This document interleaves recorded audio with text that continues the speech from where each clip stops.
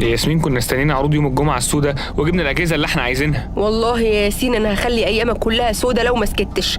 هنستنى السنه الجايه نجيب الاجهزه واحنا فرحنا كمان كام يوم. ما قلتش كده، احنا نجيب الاساسيات بس دلوقتي ونستنى الباقي. وايه الاساسيات دي بقى؟ ان شاء الله البلاي ستيشن طبعا، وبراد الشاي والمكوى والكبه اللي نفسك فيها. طب والبلاي ستيشن ده هتشغله على الكبه؟ مش لازم تلفزيون؟ منطقي. طب خلاص يبقى نستنى على المكوى. طب والتلاجة هنجيبها ولا هنقف نهف على الحاجة عشان ما تبصش من الحر؟ لا انت كده بتهزري بقى، نهف ايه؟ لازم نجيب تلاجة طبعا. كتر خيرك والله.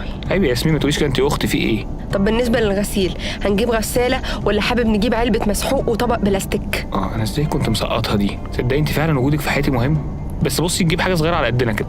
عندي غسالة باربي يا ياسين من طقم باربي وانا صغيرة، تنفع معاك؟ كفايه هزار بقى، الفرح قرب، خلي عندك شويه مسؤوليه. في ايه؟ انت اللي بتهزر والله يا ياسين. انا مش داخلة بيتي غير لما يبقى مفروش من مجاميعه.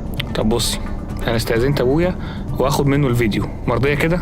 نزلني يا ياسين نزلني، او اقول لك فركشني تعال نفركش بدل ما اخد فيك حكم. يا بنتي في ايه؟ بهزر، ما انا نازل معاك اهو عشان نشوف الاجهزه. طب اقول لك حاجه، انا موافق بس هنجيب بالقسط وتشيلي معايا بقى. ومايكروويف ومكنسه وبوتاجاز مسطح ومكيف للليفنج وتكييف لاوضه النوم. يا بنتي وانا طالع لك من المصباح هجيب منين؟ وبعدين مش كل ما اكلمك تقولي لي ماما جايبه لي كل حاجه. هي الحاجه كانت بتجيب ايه بالظبط؟ اطقم الكاسات والحلال والكوبايات الصيني. صيني؟ هند انا اصل. موافق ولا نلغي موضوع البلاي ستيشن؟ طب خلاص ما تزقيش بقى، عيب خلاص. في ايه؟ انت اختي بقول لك. في ايه يا ياسمين؟ انت اخت.